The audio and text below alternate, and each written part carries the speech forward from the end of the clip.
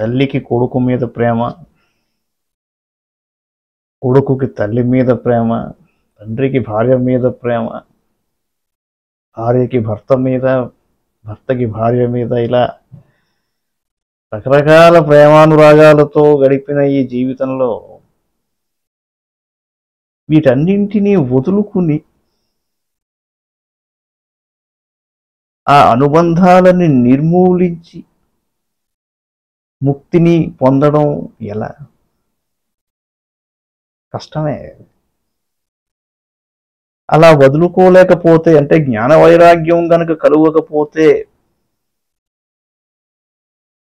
పైకి వెళ్ళిపోవడం తేలికగా జరుగుతుందా?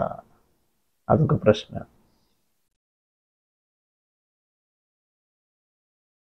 అలా అన్నప్పుడు మరి అనురాగాలు, వ్యవహారాలు, అనుబంధాలు వద్దా?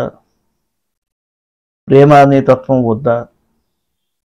ఖచ్చితంగా కావాలి. ప్రేమ అనేది భగవత్ స్వరూపం. అది మీరు ఆ తత్వాన్ని, దేని ఎడల మీకు ప్రేమానురాగాలు ఉన్నాయో ఆ ప్రేమ ద్వారానే ఆ భగవత్ తత్వాన్ని అందులో దర్శించగలగడం ఒక యుక్తి.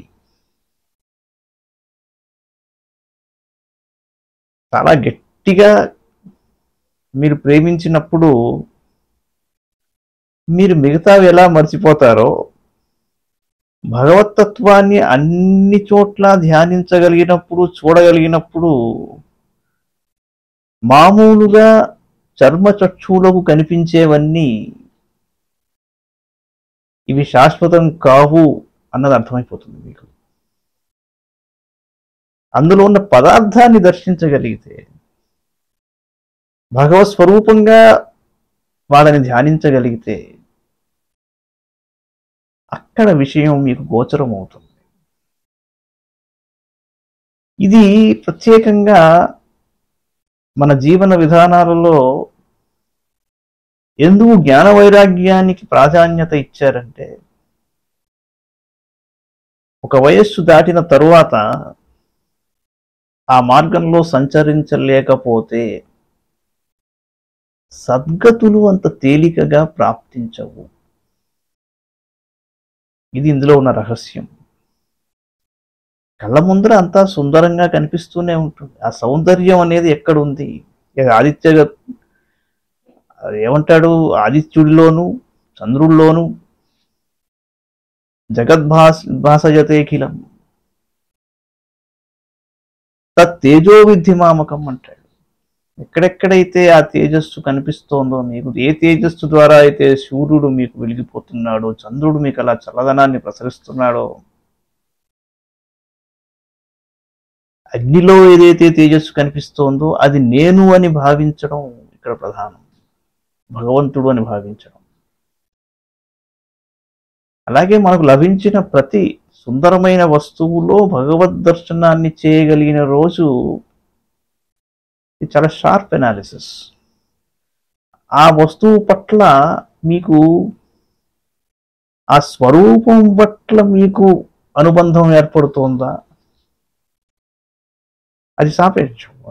అది ఎలా ఉంటుందంటే, అది కేవలం అందులో ఉన్న తత్వాన్ని మీరు గ్రహిస్తున్నారా, దాన్ని దర్శిస్తున్నారా అన్నది తేడా చేస్తుంది. ఇళ్లలో మన వాళ్ళు చాలా మంది ఒకసారి దీపాలు వెలిగించగానే నమస్కారం చేసుకుంటారు. కారణం ఏంటంటే, వాళ్ళు ఏదో మూఢనమ్మకంతో పిచ్చి వాళ్ళలా ప్రవర్తించటం లేదు. అక్కడ ఒక తత్వజ్ఞానం ఉన్నది. ఒక పువ్వు పూయగానే దాన్ని చూసి ఒకడు చాలా అందంగా ఉంది అని దాని నుంచి ఒక స్కెచ్చింగ్, పెయింటింగ్ వేసుకోవచ్చు.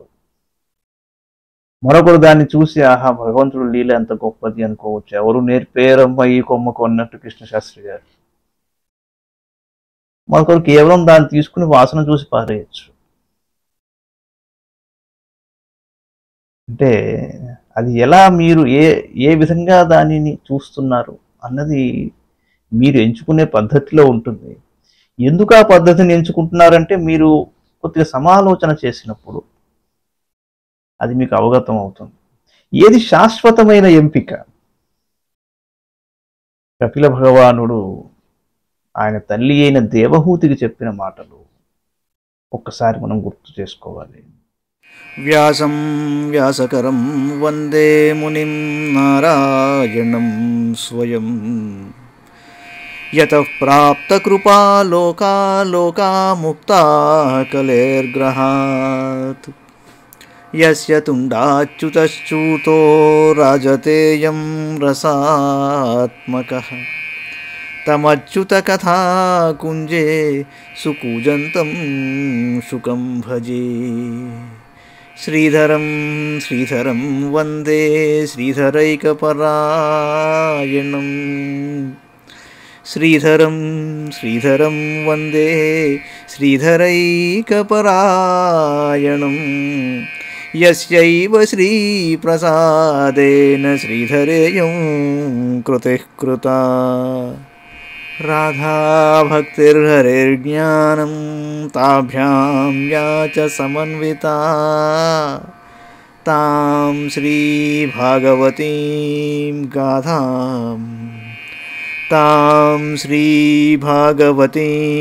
గాథాం వందే యుగళరూపిణీ.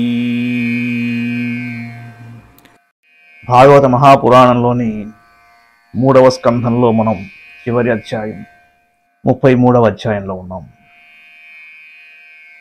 మైత్రేయోవాచ ఏవం నిశమ్య కపిలస్య వచో జనిత్రీ సా కర్దమస్య దయితా కిల దేవహూతిః విస్రస్త మోహపటలా తమభిప్రణమ్య తుష్టావ తత్వ విషయాంకిత సిద్ధిభూమిం. మైత్రేయుడు అన్నాడు, విదురా, కర్దమ మహర్షి యొక్క ధర్మపత్నియు కపిల భగవానునకు తల్లియు అయిన దేవహూతి కపిలుని మాటలను విన్నంతనే ఆమెలోని మోహం పూర్తిగా తొలగిపోయింది. ప్రకృతి పురుష పరమేశ్వరులకు సంబంధించిన సాంఖ్యశాస్త్రమునకు ప్రవర్తకుడైన కపిలునకు ప్రణమిల్లి ఆ మహాత్ముని ఇలా స్తుతింపసాగింది. దేవహూతిరువాచ అథాప్యజోం తస్సలిలేశయానం భూతేంద్రియార్థాత్మమయం వపుస్తే గుణప్రవాహం సదశేష బీజం దధ్యౌ స్వయం యజ్ఞఠరాబ్జజాతః స ఏవ విశ్వస్య భవాన్ విధత్తే గుణప్రవాహేణ విభక్తవీర్యః సర్గాచ నీహో వితథాభిసంధిః ఆత్మేశ్వరో తచ్చ సహస్రశక్తిః స త్వం భృతో మే జఠరేణ నాథ కథం ను యస్యోదర ఏతదాసీత్ విశ్వం యుగాంతే వటపత్ర ఏకః శేతే స్మ మాయా శిశురంఘ్రిపానః త్వం దేహతంత్ర ప్రశమాయ పాప్మనాం నిదేశభాజాం చ విభో విభూతయే యథావతారాస్తవ సూకరాదయస్తథాయమప్యాత్మపదోపలబ్ధయే యన్నామధేయశ్రవణానుకీర్తనాద్యస్మరణాదపి క్వచిత్. దేవహూతి ఇలా అన్నది, భగవన్, ప్రళయ జలమధ్యమున శేషతల్పశాయే విలసిల్లునట్టి శ్రీమన్నారాయణుడవు నీవే. పంచమహాభూతములకును శబ్దాది తన్మాత్రలకును దశేంద్రియములకును మనస్సునకును నీ శ్రీ విగ్రహమే ఆధారం. త్రిగుణములు అన్నీ నీ నుండియే వెలువడ్డాయి. వాటికి కార్యరూపమైన ఈ జగత్తునకు కారణభూతుడవు నీవే. నీ నాభి కమలము నుండి ఉత్పన్నమైన బ్రహ్మదేవుడు సృష్టి నిర్మాణ జ్ఞానమును పొందుటకు నిన్నే ధ్యానిస్తూ ఉంటాడు. ఓ పూజ్యుడా, నీవు నిష్క్రియుడవు, సత్య సంకల్పుడవు, అకర్తవైనను గుణ ప్రవాహములకు కారణము నీవే. ఏకైక పరమాత్మమైన నీవు బ్రహ్మ విష్ణు మహేశ్వరుల రూపములలో ఈ విశ్వము యొక్క సృష్టి స్థితి సంహార లీలలను నెరుపుదువు. నీవు సర్వేశ్వరుడవు, సకల ప్రాణులకు ఆత్మవు. నీ శక్తులు అనంతములు అచింత్యములు. జగన్నాథ, ప్రళయకాలమునందు ఈ విశ్వమంతయును నీలో లీనమై ఉంటుంది. అప్పుడు నీవు లీలా శిశువుగా వటపత్రశాయివై నీ వదనారవిందమున పాదారవిందము యొక్క అంగుష్టమును చేర్చుకుని చప్పరిస్తూ ఉంటావు. శైశవలీలను నెరుపుతుంటావు. అట్టి అద్భుతమూర్తివైన నీవు నా గర్భమున చేరుట మిగుల ఆశ్చర్యకరము కదా.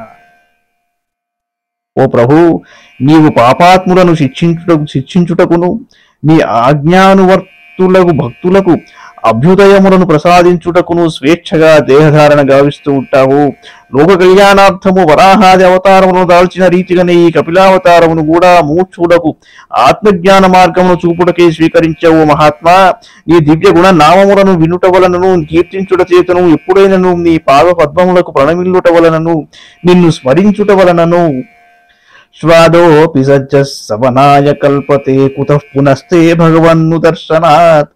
అహో బత స్వపశోతో గరీయాం జజ్జిహ్వాగ్రే వర్తతే నామతుభ్యం తే పుస్తపస్తే జుహుస్సస్నురార్యాఘ బ్రహ్మానుచూర్నామగుణంతి ఏతే తం త్వామహం బ్రహ్మ పరం పుమాంసం ప్రత్యక్స్రోతస్యాత్మని సంవిభావ్యం స్వతేజసాధ్వస్త గుణ ప్రవాహం వందే విష్ణుం కపిలం వేదగర్భం. నీ పాద పద్మములకు ప్రణమిల్లుట వలనను నిన్ను స్మరించుట వలనను ఎవరైనా కూడా సోమయాజి అయిన బ్రాహ్మణుని వలె వెంటనే పూజ్యుడవుతాడు.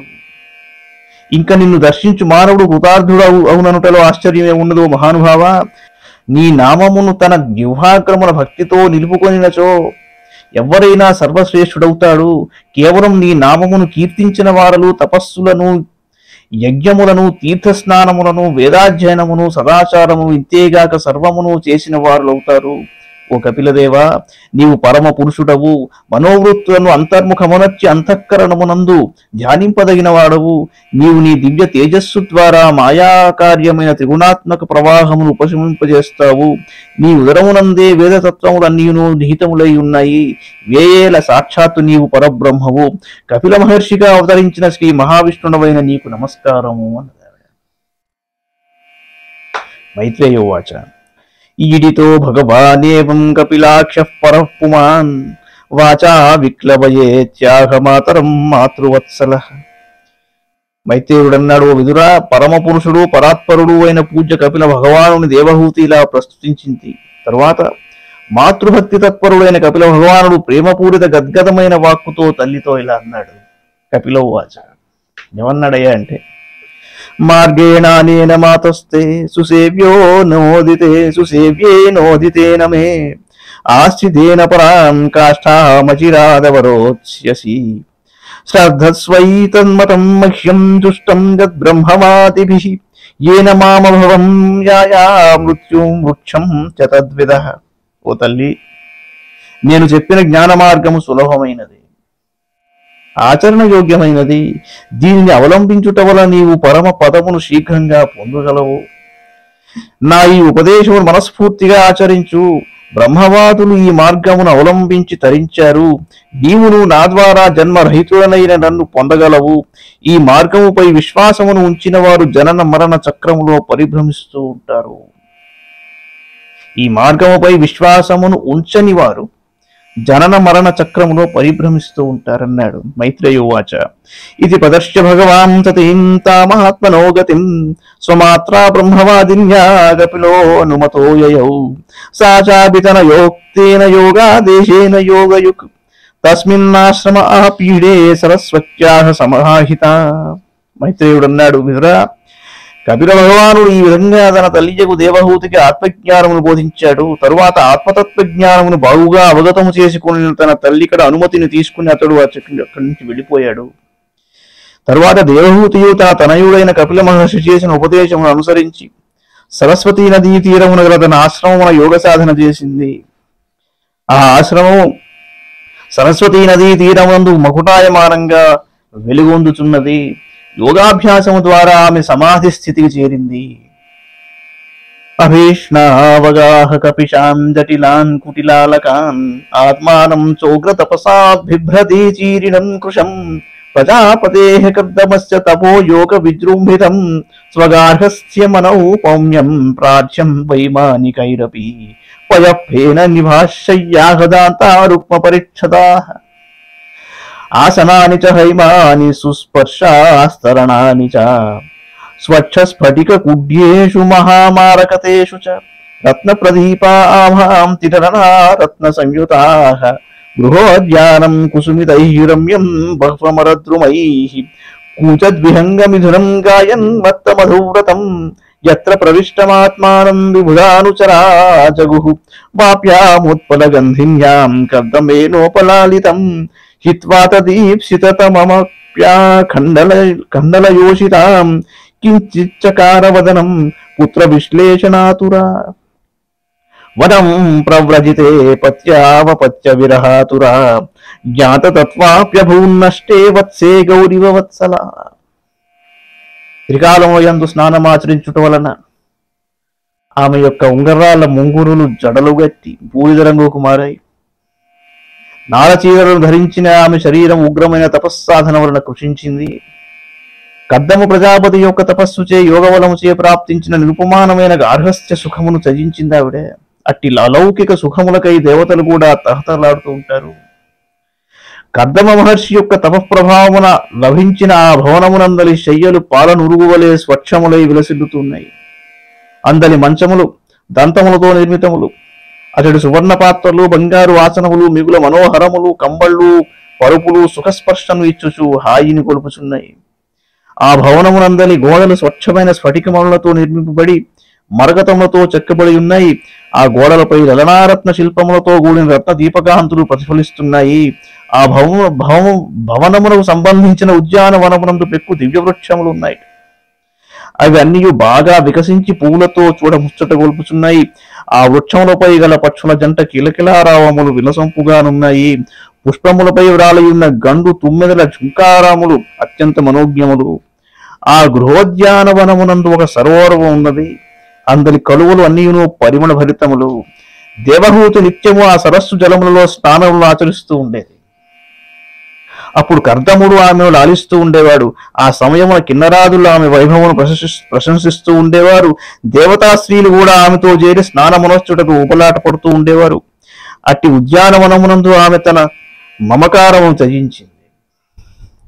కానీ పుత్రుని ఎడబాటు కారణముగా బెంగతో ఆమె ముఖము చిన్నబోయి ఉన్నది. పతియవు కర్దముడు వనములకు వెళ్లిన పిదప దేవహూతి ఆత్మజ్ఞాన సంపన్నురాలైనప్పటికీ పుత్రుని ఎడబాటు వలన దూడకు దూరమైన గోవలే ఖిన్నురాలైంది ఆవిడ. తమేవ ఛాయతి దేవపత్యం కపిలం హరిం బహూవాచిరతో వత్స నిస్పృహ తాదృశే గృహే. నాయనా విదురా, కపిల భగవాను రూపమున తన పుత్రుడై అవతరించిన శ్రీహరిని ధ్యానిస్తూ దేవహూతి కొంతకాలం గడిపింది. తరువాత అన్ని విధములుగా సుసంపన్నమైన ఆ గృహమునందు ఆసక్తిని వదిలేసింది.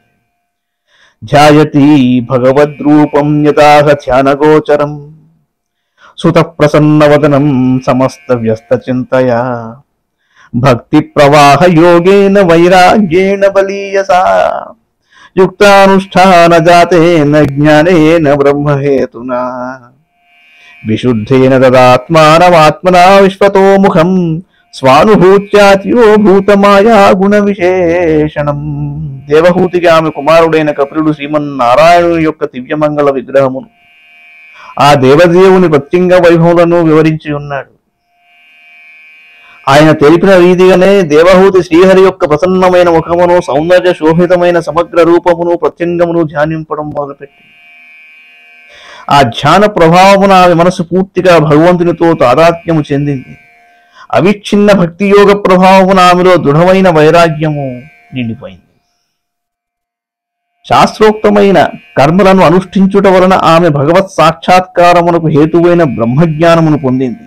అంతఃకరణము పూర్తిగా పరిశుద్ధమవుటతో ఆమె సర్వత్ర పరమాత్మనే దర్శించడం మొదలుపెట్టింది. ఆత్మానుభూతి ప్రభావమున మాయ యొక్క త్రిగుణములు అన్నీయును మాయమయ్యాయి. అనగా ఆమె త్రిగుణాతీత స్థితికి చేరిందండి. బ్రహ్మణ్యవస్థితమతిర్భగవత్యాత్మ సంశ్రయే నివృత్త జీవాపత్తిత్వాత్ క్షీణ క్లేశాప్త నిర్వృతి నిత్యారూఢ సమాహిత్వాత్ పరావృత్త గుణభ్రమ న సస్మార తదాత్మానం స్వప్నే దృష్టమివోత్థితః. సకల ప్రాణులకును ఆశ్రయభూతమైన పరమాత్మయందు ఆమె బుద్ధి స్థిరంగా నిలిచింది. అందువలన ఆమెలోని జీవభావం నశించింది. తత్ప్రభావమున సకల క్లేశములను తొలగి ఆమెకు పరమానంద ప్రాప్తి కలిగింది. నిరంతరము సమాధి స్థితిలో స్థిరముగా ఉండుట వలన భౌతిక విషయభ్రమ తొలగిపోయింది. మెలకు వచ్చిన వానికి స్వప్న విషయముల స్మృతి లేనట్లు ఆమెకు జాగ్రత్త అవస్థ యందును దేహస్మృతి లేకుండా ఉన్నది, అనగా ఆమె అద్వైత స్థితిని పొందినది. తద్దేహ పరతః పోషోప్యకృశ్చాద్య సంభవాత్ బభౌ మలైరవచ్ఛన్నః సధూమైవ పావకః స్వాంగం తపోయోగమయం ముక్తకేశం గతాంబరం దైవగుప్తం నబుధే వాసుదేవ ప్రవిష్టధి. ఈ స్థితిలో ఆమె దేహ పోషణ ఇతరుల ద్వారా జరుగుతూ ఉన్నది. మానసిక క్లేశములు ఎవ్వియూ లేకుండుట వలన ఆమె శరీరం ఏమాత్రము కృషింపలేదు. శరీరముపై ధూళి వ్యాపించినను నివురు వెప్పిన నిప్పువలే ఆమె తేజస్సుతో విలసిల్లుచున్నది. ఆమె బుద్ధి వాసుదేవుని యందే బలంగా లగ్నమై ఉండుట వలన ఆమెకు తన దేహముపై ఏమాత్రము ధ్యాస లేకున్నది. తపోయోగముల నిరతయ్యుండుటచే తత్ప్రభావమున అవయవములు అన్నియును తేజో విలసితములై ఉన్నాయి. కేశములు చెదరై ఉన్నాయి, వస్త్రములు జారిపోతున్నాయి. ప్రారబ్ధ కర్మలే ఆమెను రక్షిస్తున్నాయి.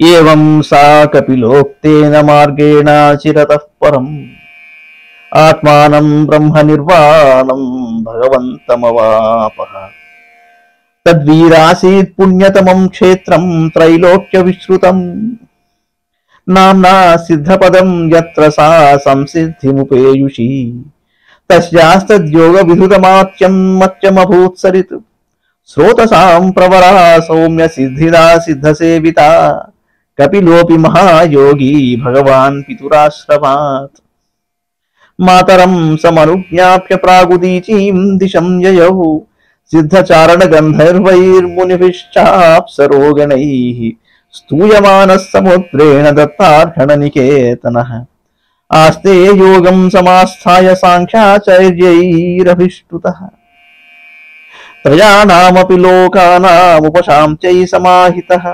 ఏతన్నిగదితం తాత యత్పృష్టోహం తవానఘ కపిలస్య చ సంవాదో దేవహూత్యాశ్చ పావనః చైదమనుశృణోతి యోభిదత్తే కపిల మునేర్మతమాత్మయోగగుహ్యం భగవతి కృతధీః సుపర్ణకేతౌ ఉపలభతే భగవత్పదారవిందం. శ్రీమన్నారాయణుడు పరాత్పరుడు, పరమాత్మ, షడ్గుణైశ్వర్య సంపన్నుడు. ఆ దేవహూతి కపిల భగవానునిచే ఉపదేశింపబడిన జ్ఞాన మార్గమును అవలంబించి సాధన చేయుట ద్వారా అచిరకాలములోనే పరమానంద స్వరూపుడైన భగవంతుని సాయుధ్యమును పొందిందండి. ఓ వీరవరా విదురా, ఆమె తపస్సునర్చి ముక్తిని పొందిన స్థానము సిద్ధపదము అను పేరుతో ముల్లోకములలో ఖ్యాతి వహించినది. ఈ సిద్ధపదము అన్నది ప్రస్తుతం సిద్ధపూర్ అనే పేరుతో మాతృగయ అను పుణ్యక్షేత్రముగా ప్రసిద్ధిగాంచిందండి. ఇది మాతృశ్రాద్ధాదులను జరుపుటకు ఉత్తమమైన స్థానం అని చెప్తున్నారు. సౌమ్య, అది అత్యంత పవిత్రమైన పుణ్యక్షేత్రము. భక్తి యోగ సాధన ఫలితముగా దేవహూతి యొక్క భౌతిక శరీర కల్మషములు అన్నియును కడిగివేయబడినవి. ఆమె పాంచభౌతిక శరీరములోని తత్వములు అన్నియును తమ తమ సమష్టి తత్వములలో కలిసిపోయాయి. జలతత్వము నదీ రూపములో ప్రవహింపసాగింది. అదియే నదులలో శ్రేష్టమైనదై సిద్ధిని ప్రసాదించు సిద్ధపుర క్షేత్రముగా ఖ్యాతి వహించింది. సిద్ధులు ఆ పవిత్ర క్షేత్రమును సేవిస్తారు. మహాయోగి అయిన కపిల భగవానుడు తల్లి అనుమతితో తండ్రి ఆశ్రమమును వీడి ఈశాన్య దిశగా వెళ్ళాడు. సముద్రుడు కపిలుని పూజించి స్వయంగా అతడి నివాస స్థానమును కల్పించాడు. సిద్ధులు, చారణులు, గంధర్వులు, మునులు, అప్సరసలు ఆయనను స్తుతిస్తూ ఉన్నారు. ముల్లోకముల శాంతి సౌభాగ్యముల కొరకై కపిల మహర్షి యోగ మార్గమును అవలంబించి సమాధి స్థితిలో నిమగ్నుడయ్యాడు. అప్పుడు కపిలుడు ప్రతిపాదించిన సాంఖ్యయోగ ప్రవర్తకులైన యోగీశ్వరులు ఆ మహాత్ముని ప్రస్తుతించారు. పుణ్యపురుష, ఓ విదురా, నీవు కోరిన రీతిగా పవిత్రమైన కపిల దేవహూతుల సంవాదమును నీకు సమగ్రంగా వివరించాను. కపిల భగవానుడు ప్రవచించిన సాంఖ్యయోగ తత్వము మిగుల నిగూఢమైనది. దీనిని వినినవారు, ప్రవచించిన వారు గరుడధ్వజుడైన శ్రీహరియడ భక్తి తత్పరులవుతారు. తత్ఫలితముగా వారు ఆ పరమాత్మ కృపకు పాత్రులై భగవత్ చరణ కమలములను చేరుకుంటారు. ఇది శ్రీమద్భాగవతే మహాపురాణే పారమహంస్యాం సంహితాయాం తృతీయస్కంధే త్రయస్త్రింశోऽధ్యాయః. మంగళం భగవాన్ విష్ణుః మంగళం గరుడధ్వజః మంగళం పుండరీకాక్షో మంగళాయతనో హరిః. సర్వం శ్రీకృష్ణార్పణమస్తు.